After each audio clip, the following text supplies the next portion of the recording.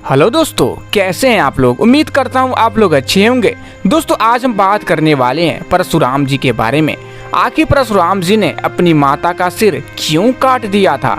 तो वीडियो को बिना एक सेकंड स्किप किए वीडियो में अंत तक बने रहिएगा। हम यह दावा करते हैं कि अगर आप लोग यह वीडियो अंत तक देख लेते हैं तो आपके मन में कोई भी प्रश्न नहीं उठेगा। और हमने कई बार देखा है कि आप लोग वीडियो तो देखते हैं लेकिन हमारे चैनल को सब्सक्राइब नहीं करते, तो चैनल को सब्सक्राइब करके सपोर्ट करिए यार। तो बिना देर किए चलिए शुरू करते हैं। दोस्तों, एक बार परशुराम की माँ रेणुका आश्रम के पास नदी में स्नान करने गई थी। वहां पर उन्होंने राजा चित्ररथ को अन्य अप्सराओं के साथ स्नान करते तथा क्रीड़ा करते हुए देखा। राजा चित्ररथ दिखने में बहुत आकर्षक और सुंदर शरीर वाले थे।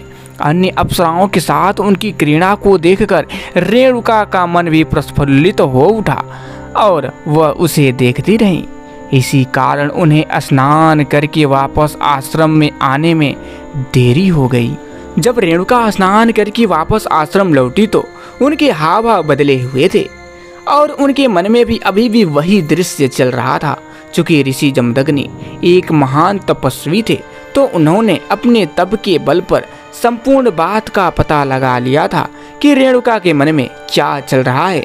दोस्तों, अब आप लोगों के मन में प्रश्न उठ रहा होगा कि ये ऋषि जमदग्नि कौन है। दोस्तों, ये परशुराम जी के पिताश्री थे। यह देखकर उन्हें इतना ज्यादा क्रोध आया कि उन्होंने अपने सबसे बड़े पुत्र को अपनी मां का गला काट देने का आदेश दिया। उनका सबसे बड़ा पुत्र अपनी मां के प्रेम में ऐसा नहीं कर पाया।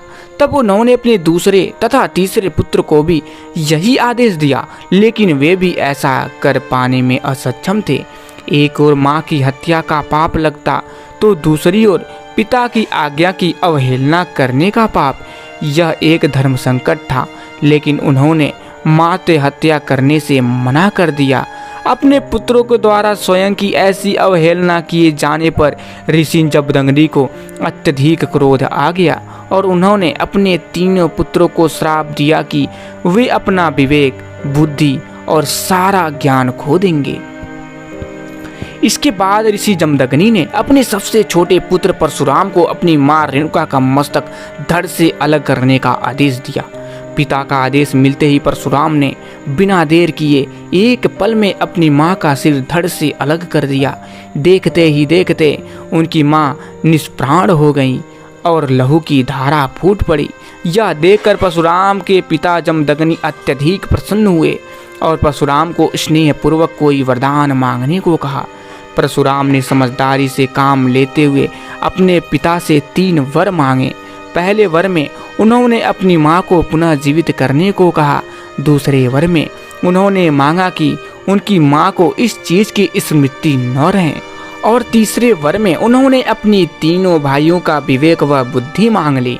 ऋषि जमदग्नि अपने पुत्र परशुराम की समझदारी से बहुत प्रसन्न हुए और उन्होंने उसे तीनों वर प्रदान कर दिए। इसके बाद में सब कुछ फिर से सामान्य हो गया और परशुराम जी की मां पुनः जीवित हो उठी। हालांकि भगवान परशुराम ने अपनी मां रेणुका को पुनः जीवित तो करवा लिया था, लेकिन उनके ऊपर मातृ हत्या का पाप लग चुका था। इससे मुक्ति पाने के लिए उन्होंने भगवान शिव की कठिन तपस्या की थी और मातृ हत्या के पाप से मुक्ति पाई थी। तो मित्रों, आशा करते हैं कि आप लोगों को यह जानकारी पसंद आई होगी।